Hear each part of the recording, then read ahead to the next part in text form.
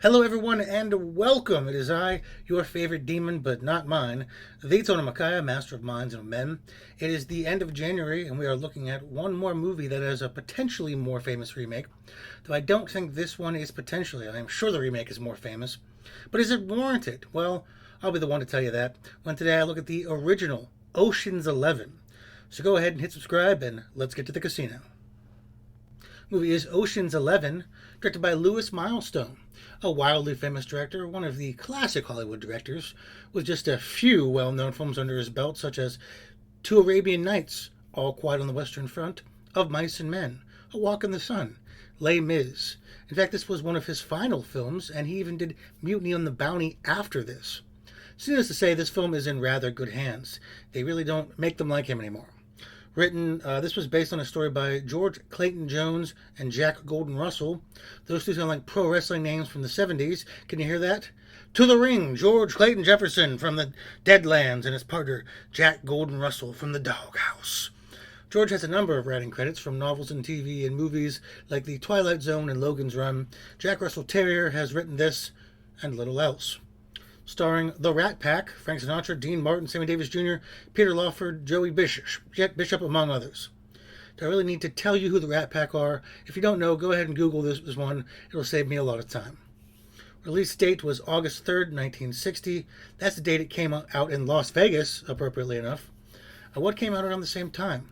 13 Ghosts, a movie and its remake that I both like, actually. How appropriate for this month. A fun, if not a little stupid, horror film. It's a bit of a simple romp, but I would recommend it.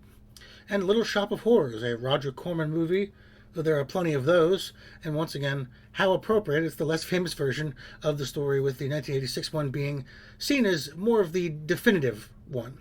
But an interesting tale that is worth watching if you're a fan, with people who are fans of that kind of thing. This is the kind of thing that they would be a fan of. Moving over to the plot. Now, to be frank, the plot of this movie is not shallow, but highly second to the interplay of these characters, these actors. I'll go over it in general, as I normally do, but going over all these characters would be tedious for a plot synopsis. I'd like to talk about them individually, and frankly, the story borders on an afterthought, which isn't a bad thing necessarily, as it's fairly basic in terms of what it wants to accomplish. But we meet one Danny Ocean and his friend Jimmy Foster, who work with one Spiros Asbos on what? Well, all manner of petty crimes and gambling-related nonsense. They're planning on stepping it up. They're going to rob the 5 big casinos in Las Vegas. The Sahara, the Riviera, the Desert Inn, the Sands, and the Flamingo. But not the Tops, the Ultra Lux, or the Gomorrah? For shame.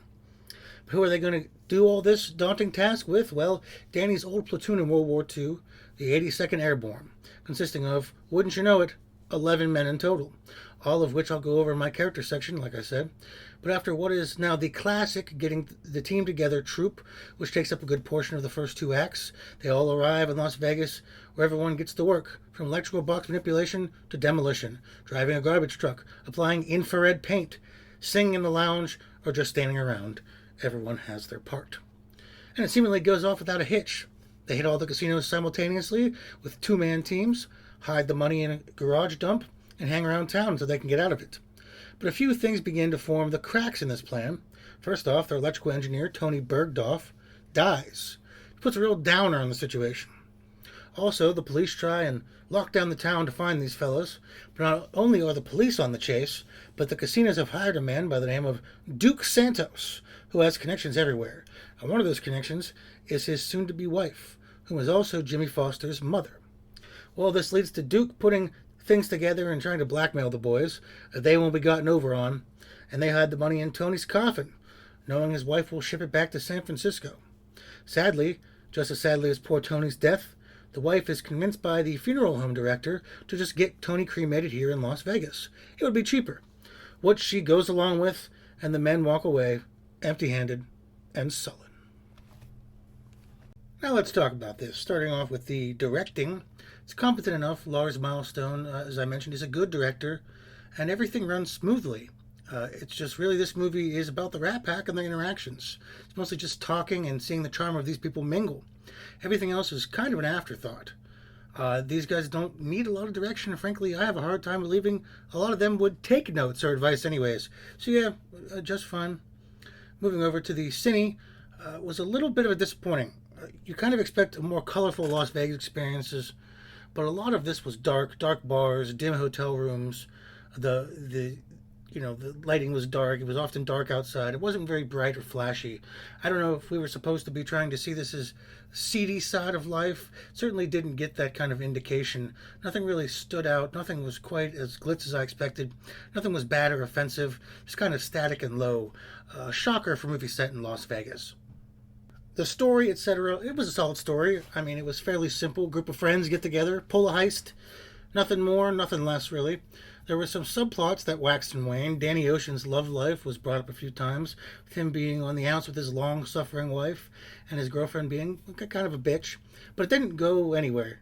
Danny also has this plot where he keeps prank calling Spiros, and there are these really badly dubbed voices over his, and it's odd, but it made me chuckle, especially when he presents, he's like the morgue calling.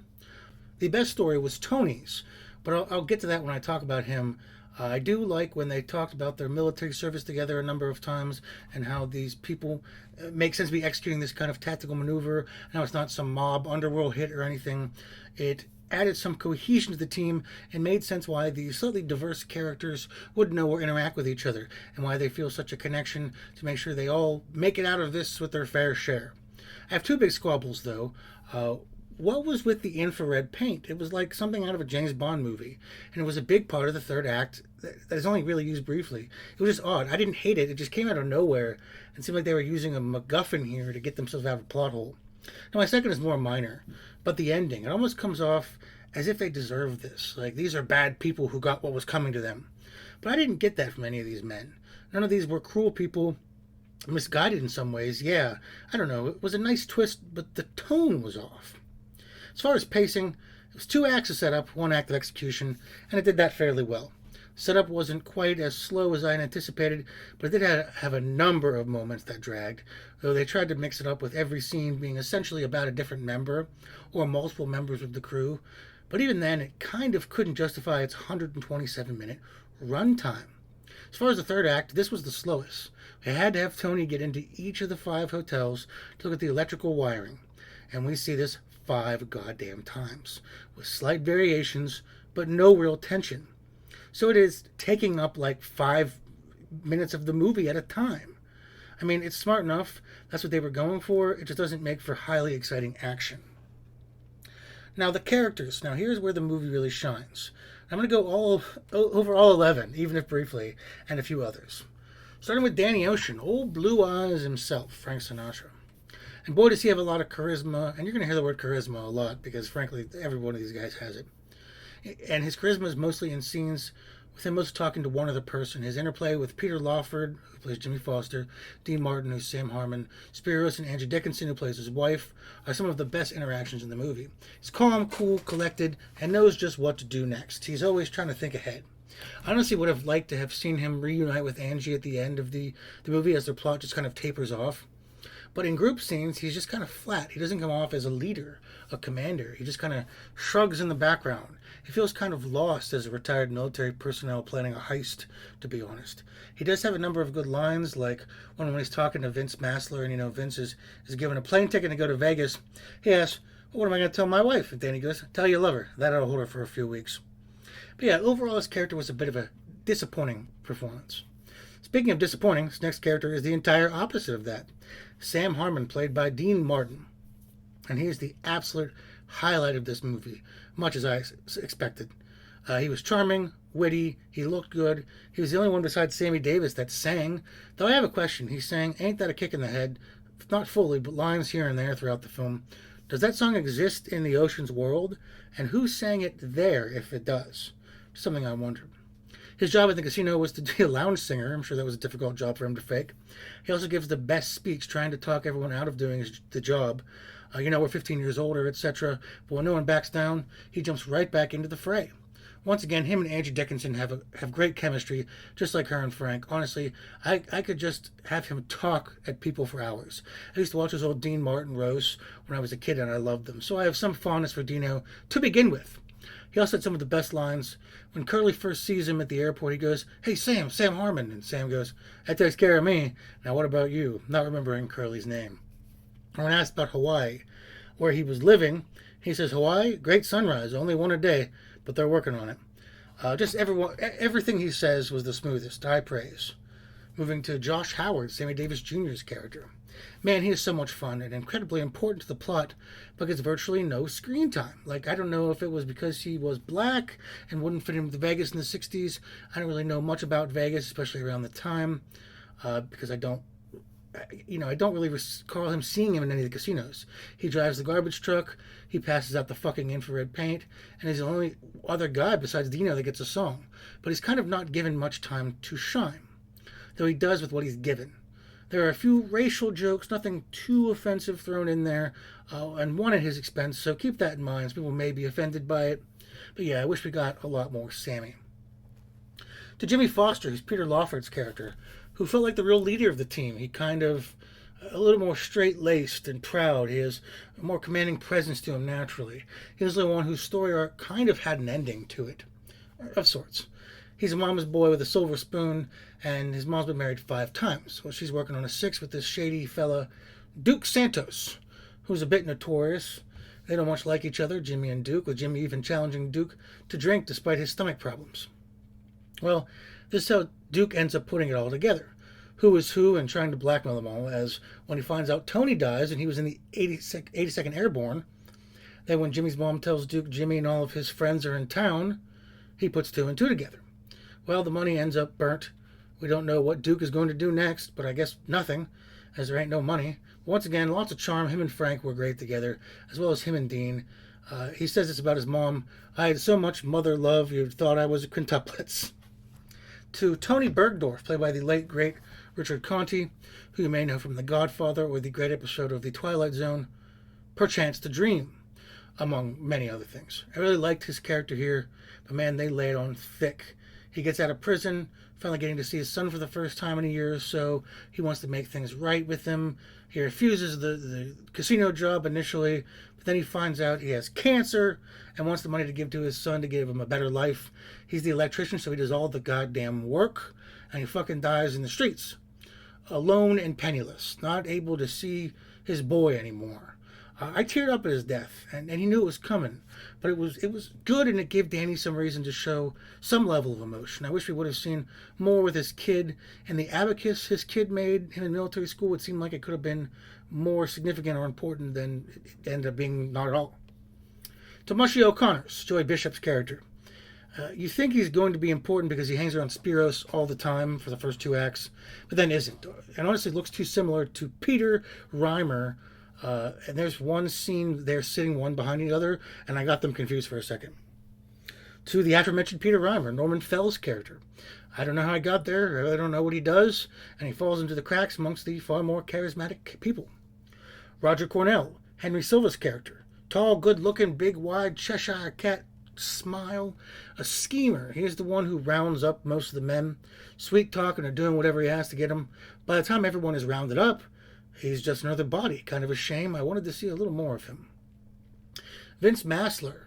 He started out having an arc. Down on his luck. His woman is getting leered at as she's a dancer in a nightclub. He's hot-tempered. But once we see him the first time in brief interaction with Sammy Davis Jr., he's just there. Finally, of the 11, Lewis Jackson. Played brilliantly by Clem Harvey. Big, tall southern boy. He stands out. He's lean and blonde with a drawl, and he dresses differently. He has a fake cast when you first see him, and then little else. Even after that, some southern wit thrown in here and there. Besides the main guys, I only want to talk about 3 other people.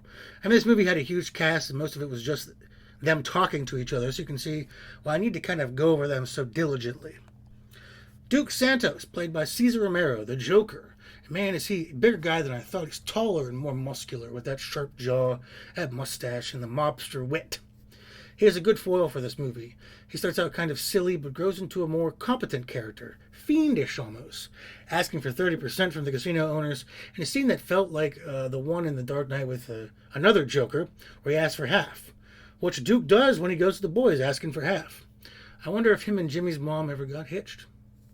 Spiros, he's kind of the money, I guess. They hang out at his house. He's the butt of most of the jokes. That's about it for him. Finally, Angie Dickinson is Danny's wife, Beatrice. She was brilliant. She was sweet and caring, but could lash out with this barbed tongue. She gave Danny a lot more complexity that I think Frank was able to convey in his acting. But not in hers. Every scene she's in command of the room. Her and Dino's scene together where they are talking about her and Danny getting back together is one of the best in the movie. Her laying into Danny's girlfriend later is also very satisfying. She also has this good line. When Sam is talking to her, he's something about mother, and she goes, "I'll consider mistress, plaything, toy for the night, but I refuse to be your mother. That's out." Which is just fantastically delivered. I wonder if her and Danny ever got back together. They seem to be repeating that. Soundtrack was honestly not particularly good or notable. You think with this much talent, we'd get more, but besides Dino and Sammy's songs, it's just background, incidental. A few other things thrown in, but there was a lot of silence, a lot of conversation that I guess didn't need music. There isn't much to say besides that there isn't much music. In comparison to the remake, I did not like the remake. Flat out, full stop. I didn't see any of the sequels. It just did not appeal to me in any particular capacity. I find the remake annoying with too many edits, too many people talking, trying to be clever like these guys are here, but it all felt so Hollywood, so fake, so phony. And it had good actors. I just didn't like any of their roles. So this one is another easy one for me, the original. Overall, this was an interesting movie, as it's really, like I said, just about the characters talking. And they do range from mostly entertaining to very good. But its length and the pacing issues make it a hard film to recommend. Since it is a classic, I would say, hey, watch it once, especially if you're a fan of the Rat Pack or anyone in it. But I will surely not be revisiting this film anytime in the near future. Well, that was Ocean's 11. Which one of the Rat Pack songs are your favorite? If you are a new Vegas fan, I think you can guess some of mine. But let me know down below. Next month, what will you be getting? Well, lots and lots of Mads Mikkelsen, as I'm going to be looking at 4 movies starring that incredibly talented man for the entirety of February, starting with Flickering Lights. So be back for that. Also hit like, subscribe. Don't forget, I'm the only demon who loves you, at least until I get that soul. Thank you, and goodbye.